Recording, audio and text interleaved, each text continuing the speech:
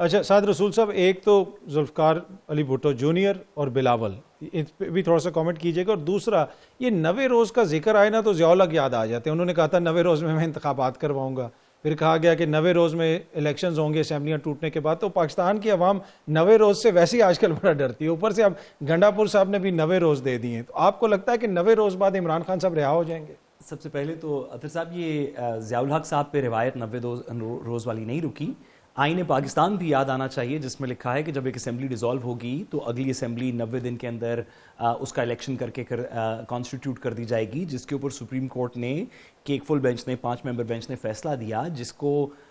بعد میں امپلیمنٹ نہیں کیا گیا. اور پھر وہ آپ کو یاد ہی ہے کہ قاضی فائزہ صاحب نے ایک کانٹروورشل فیصلے کے بعد الیکشن ہوئے. تو 90 روز کی ایک بڑی عجیب سی کانٹروورسی ہے، خواہ وہ 80s کی ڈیکیڈ ہو یا ابھی حال ہی 2-1 سال پہلے کی بات ہو. میرے خیال ہے کہ بالکل مناسب کمپیریزن کیا ہے منیب صاحب نے بھی اور مظہر صاحب نے بھی. ذوالفقار علی بھٹو کے ساتھ تو کمپیریزن بنتا نہیں ہے، اس میں تو بھی بڑی سٹرگل کی بات ہے. وہ تو ایک جینوئن پبلک لیڈر تھے. اور میرے خیال میں کہ بلاول صاحب کے ساتھ بھی کمپیریزن نہیں بنتا، لیکن میرے خیال میں اس کی وجوہات کچھ اور ہیں. اس کی ایک وجہ یہ بات درست ہے کہ ان کو بڑا ایکسپوجر ملا اور ان کو بڑا بہت جگہوں پہ، ایسی جگہوں پہ جہاں پہ شاید ان جتنی کم پولیٹیکل سٹرگل کے ساتھ آپ نہیں پہنچ سکتے تھے. ایک فیملی لیگسی تو ہے، لیکن اپنی پولیٹیکل سٹرگل کو اتنی زیادہ نہیں تھی جب فارن منسٹر بن گئے and so on and so forth. لیکن آپ نے دیکھا کہ اس سب کے باوجود بھی اب بلاول صاحب پچھلے تقریباً 7-8-9 سال سے تو اب بالکل پریکٹیکل فرنٹ اینڈ ہے نا. اگر زرداری صاحب کسی زمانے میں فرنٹ اینڈ تھے بھی پیپلز پارٹی کی پالیٹکس کا، تو اب تو بلاول صاحب ہیں جو ایٹ لیسٹ پبلک اپیرنس کے اندر فرنٹ ہیں. زرداری صاحب تو نہیں آتے. تو آپ نے دیکھا کہ سارے کے باوجود، اتنی کوریوگرافی کے باوجود، اتنے وسائل کے باوجود، اتنے ایکسپوجر کے باوجود، بلاول صاحب کی کوئی ماس کنسٹیچوئنسی نہیں ہے پاکستان کے اندر. یہ بات درست ہے کہ وہ ان کی پارٹی ایک سندھ کے ایسے سٹرکچر میں جہاں پہ ہیوز اینڈ ہیو ناٹس کا الیکشن ہوتا ہے، جہاں پہ ٹکٹ کے وقت ہی تقریباً پتہ چل جاتا ہے کہ رزلٹ کیا آئے گا، وہاں سے ان کی میجورٹی کنسسٹنٹلی سندھ کے اندر جیتتی آ رہی ہے. پیپلز پارٹی کی پاپولیرٹی کو ہم کچھ نہیں کہہ رہے، لیکن بلاول صاحب کی انڈیویجول پاپولیرٹی کسی کیرزمیٹک لیول کے اوپر نہیں. وہ نوجوانوں کو اپیل نہیں کر سکے نا لاہور میں. حالانکہ 3-4 دفعہ لانچ کیا. آپ کو یاد ہے کہ یہ بات کہانی تو شروع ہوئی وہ سندھ فیسٹیول سے، جو میرا خیال ہے 2015 کے اندر سپرمین کی ٹی شرٹ سے، پھر فارن منسٹری کی، پھر 26ویں ترمیم کے وقت واپس لانچ ہوئے، پھر لانگ مارچ کیا، پھر مہنگائی کے خلاف. لیکن کوئی ایسی بات نہیں ہے کہ بلاول صاحب جہاں جاتے ہیں وہاں پہ لوگ بچ جاتے ہیں. چھوٹی موٹی اتنے بڑے پولیٹیکل لیڈر کی، اتنی بڑی پولیٹیکل پارٹی کے ہیڈ کی چھوٹی موٹی پاپولیرٹی تو ہوتی ہے، سب کی ہوتی ہے. لیکن بلاول صاحب نے اس پیریڈ کے اندر جو سندھ کے خاص طور پہ جو ان کی کنسٹیچوئنسی ہے، ویسے تو پاکستان بھر کی، لیکن اگر سندھ کی بات کریں تو کسی کوئی ہارٹس کیپچر نہیں کیے، کوئی لوگ ان سے انسپائرڈ اس طرح نہیں ہیں. ہاں وہ توڑ جوڑ کی سیاست بڑی اچھی کریں جیسے ان کے والد بھی کر لیتے ہیں، لیکن اس میں اور ذوالفقار علی بھٹو وغیرہ والی طرز میں بڑی شہید بی بی کی جو سیاست بہت تھی زیادہ بالکل بینظیر بھٹو صاحبہ کی ایک genuine grass root public appeal تھی. مطلب اس میں کوئی ان کی بھی اور ان کے والد کی بھی، ان کی سیاست سے جب آپ ڈس ایگری بھی کریں اس وقت بھی آپ اس بات کو ڈینائی نہیں کر سکتے کہ ان کی ایک ماس اپیل تھی. اور وہ چیز آپ کو مسنگ نظر آتی ہے. اور میرے خیال میں پچھلے 10-1 سال کے اندر یہ پتا چل گیا کہ جو بھی اس کے اندر کوئی میجک سٹک نکلنی تھی اس میں سے، وہ نہیں نکلی. بلاول صاحب ایک روایتی سیاستدان ہیں جو اللہ انہیں زندگی دے تو اپنی سیاست کرتے رہیں گے، کبھی زیادہ کبھی بڑی کبھی چھوٹی، لیکن ان پہ آپ یہ ڈیپینڈ نہیں کر سکتے کہ وہ پبلک موومنٹ چلائیں گے جیسے کہ مظہر صاحب نے درست کہا، ذوالفقار علی بھٹو نے تو کی.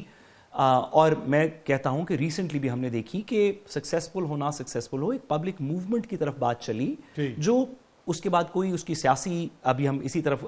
دیکھیے اس کو اس وقت تحریک تو نہیں کہہ سکتے. ہمیں ڈسٹنگوش کرنا چاہیے کہ سیاست کیا کس نوعیت کی ہو رہی ہے. جو اس وقت پی ٹی آئی کی سیاست ہے، وہ لیڈرشپ جو اس وقت زیر حراست نہیں ہے، وہ جو سیاست کر رہی ہے اس کا کیا مقام ہے،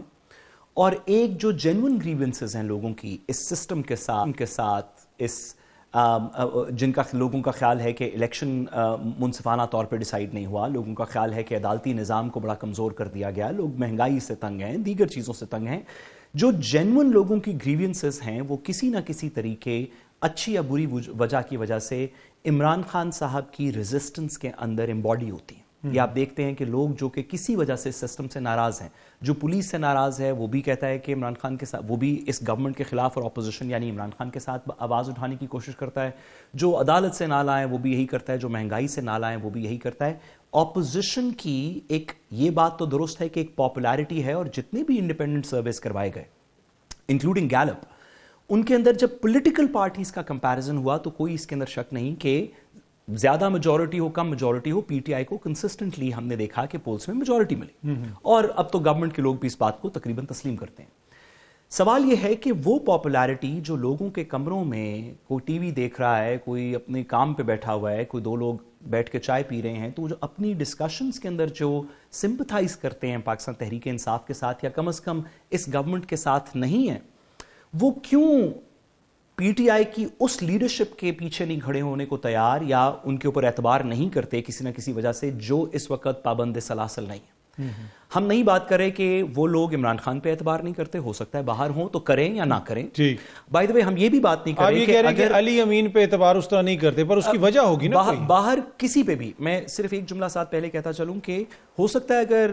شاہ محمود قریشی یا یاسمین راشد یا کوئی باہر ہوتا تو شاید اس پہ اعتبار کر لیتے, لیکن اس وقت لگتا یہ ہے کہ علی امین گنڈاپور صاحب کا ایک کنسسٹنٹ پیٹرن ہے جو 2-3 دفعہ سامنے آیا, اور وہ یہ پیٹرن ہے